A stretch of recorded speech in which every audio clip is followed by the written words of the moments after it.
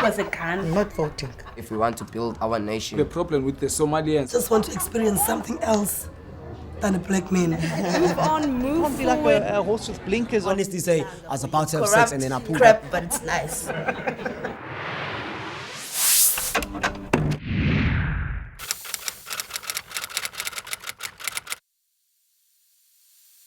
Hi, my name is Michelle. Please call me Fatty. I'm 25 years old and I stay in Melbourne. I'm a student. Hi, my name is Tiny. I'm 24 and I'm a photojournalist. Hi, my name is Ignatius. I'm 24. I work for Pangaea Zimbabwe AIDS Trust. Tapio Shakespeare. It would have been nice if you call me Dr. Tapio because I'm so passionate about being a doctor. And I'm just 19 years of age and I'm currently working as a peer mobilizer. So coming out for me was something big. It was about 6-7 years ago. I started dating a woman who was older than me and she really looked very masculine.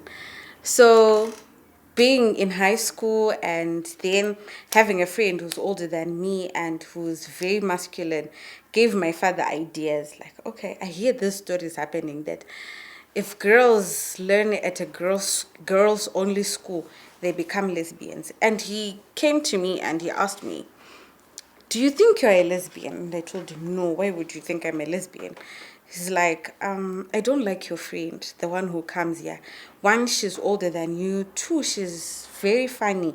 She's very masculine. Why would you have such a friend? And I just brushed it off. Do you know, I talk to a lot of people. Then, as days went on, this girl fell in love. I was caught that this is what's happening. And my mother wasn't very happy with me. She actually told my dad, I can't have a gay child in this house. Not when she's the firstborn in this house and then she's becoming a lesbian. What will I tell people? How will people look at me? She was just worried about the society. I didn't come out. I was outed. So just like someone just opens the wardrobe door and like, that's what happened. So my sister found some very interesting messages on my phone. And then one of the days when we were just having this argument, like, am I allowed to say the word in Shona? Yes. Okay. Ndosaka uringochan. That was exactly what she said. Okay, so it means this is the reason why you are gay.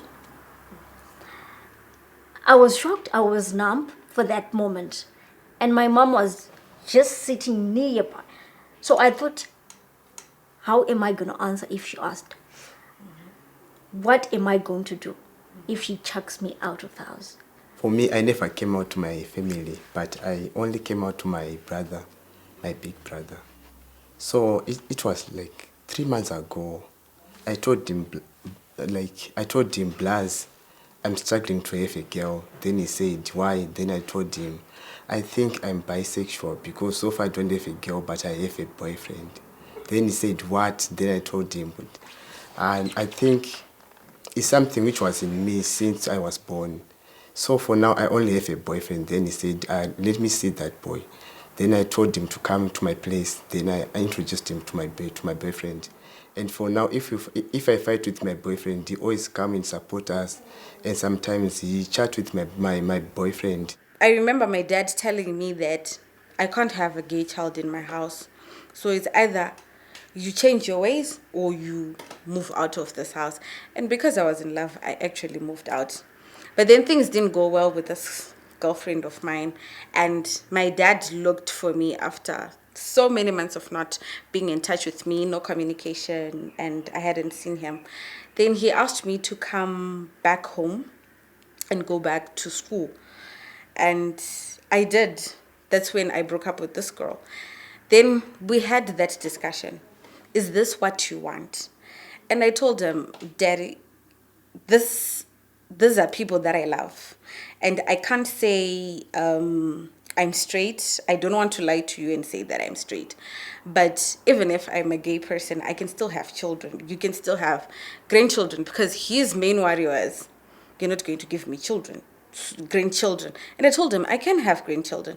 Then he's like, okay, if it makes you happy, and if I get my grandkids, then you're okay. There's this other guy. He was asking me out. He said he liked gangster girlfriends. So I'm like, no, I'm not just gangster. I'm actually a lesbian. I'm like, no, you lie. So I told him like, oh, you think I'm lying, but okay, I'll just show you one day, just one day proof. And he said, okay. So one of the days I introduced him to my girlfriend. And then like, okay, you know what?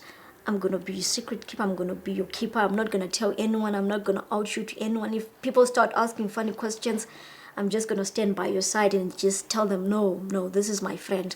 It's really hard for the LGBTIQ people to come out, because it is always accompanied with results. When you come out, the only thing left is that you are outside of the house. You're going to outside from the school, and a lot of things is going to end up there. Coming out is a process for everyone, and not just for myself as a young LGBTI person.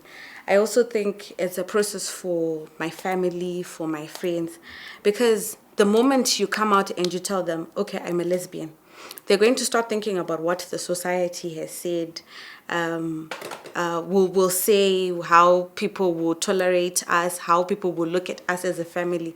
And I'm also thinking of how it's a process to myself to get to a point where I'm sharing my sexuality to someone, especially in a country that's very stereotypical when it comes to the LGBTI, that has laws that criminalize same-sex marriages, that hate speech, yes, and the hate speech for the LGBTI. So it's a process for myself, getting to come out to my family, to come out to myself that, okay, this is the person that I am.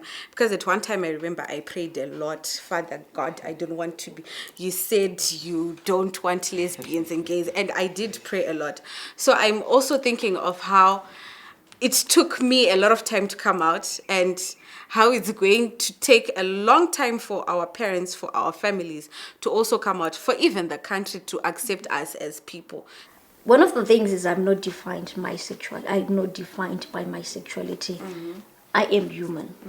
We don't call everyone like straight, hey, you straight guy. Yes. Wait, no. Yes. Like, hi, what's up? Tino, hi, what's up? Prince, hi, what's up? Susan. We don't call them, hi, straight guy. Why call me gay? Just call me a human being. I'm a human being. You're also a human being. We're all both people. But just that you like penetration, I don't like penetration. But we're still people, we are human. So call me by my name and we are good. I think just being labeled is not okay. Because zvakafanana nekuti if you just see kana chirema chichifamba apa, kuti tona chirema icho, how does it feel? It's not going to be okay. So in as much as labeling is concerned, let's not talk about that, because people wouldn't want to be labeled. Chero kaona pambi chaiyo ichifamba murodo, she will never get along with you kamuti pambi. Chero chizita zvakuti ndinoita chihuru kamuti hure munonetsana. So people would want to be called names, whether in English, Swahili, But or whatever. what I've noticed in the LGBTI community, we are comfortable being called with the English names. And we are comfortable calling each other the vernacular names if it's amongst us. Yes. But if someone from the public says Ngochani, that's something big to us. But if I'm to say to Tiny Ngochani, she doesn't mind. She feels like, okay, this is just Michelle saying I'm a lesbian. But when it comes to someone from outside calling me a gay person, then it becomes a problem.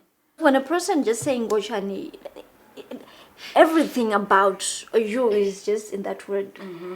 It makes them have power over you. It makes you feel just like they are demons, or they are satanists, or those names people call us. When you're called lesbian, when you're called Ngochani, it's often associated with munorovana zvakadai, so you just do this. So there's actually not anything besides wangonokonge, you're just not a human being. So when people outside call us ngochani, or when people outside call me gay, I feel very offended. So to be someone who is gay or or one of the LGBT community is not an achievement. So just they call me by my name, not Kuti. Hey, this gay, this Ngochani, just call me with my name, because it's not my choice to become who I am. Yeah. But when it comes to schooling, I think there is really needs a hard work there, because in as much as someone is girlish or tomboy at school, it's really difficult for that person to receive education as some other children are doing. Like in schools, the teachers might actually like iwe unonyanyotamba nevasikana, or iwe unongoitwa ngemukomana, what's your problem? Une demoni here. You know, they really have to refrain from that, because even if it's a demon, it's his own demon. They should learn to mind their own business. They should learn to stand in their own lanes, so that everything becomes normal for everyone. Because at the end of the day, we really have to get this in as much as LGBTIQ is concerned. Because in as much as someone comes out like what you have been telling, they are ousted from school. So I would have wanted schooling program to be started as soon as possible for these people. Because in as much as my research is concerned, a lot of people in the LGBTIQ haven't finished their school. There was no such thing as health services or accessing any health services for the LGBTI. The moment they start thinking that you might be gay or you're queer somehow, they start calling each other, especially the nurses.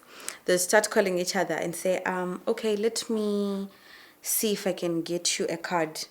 Goes and tells another nurse who will come and say, oh, she's not yet back. Let me go and check if the card is coming. There's a third nurse who's going to come. And so there was a lot of stigma. There was a lot of stereotyping. There was a lot of people peeping through the windows. And even the questions were just too much. It actually made us as the LGBTIQ not go to seek health services, because we did not want to be questioned. We did not want to be questioned. How are you walking like a man when you're a girl? How are you walking like a woman when you're a boy? So those were the kind of questions that made us just say, no, okay, if I'm just sick, I'll just look for natural remedies, or just ask around, how do you treat this? And then I'll just stay at home. Even at the workplace that I am working for, we are just about to open a clinic that is only meant for the LGBTIQ, that will in Borodo there, where we'll be having a bus that comes twice or thrice, 2 times in town to pick people who wants to seek healthcare facilities. So in as much as that is concerned, a lot of organizations, a lot of people have been sensitized. Everything is changing. Of course, it might take a lot of time, but we're just hoping for the better.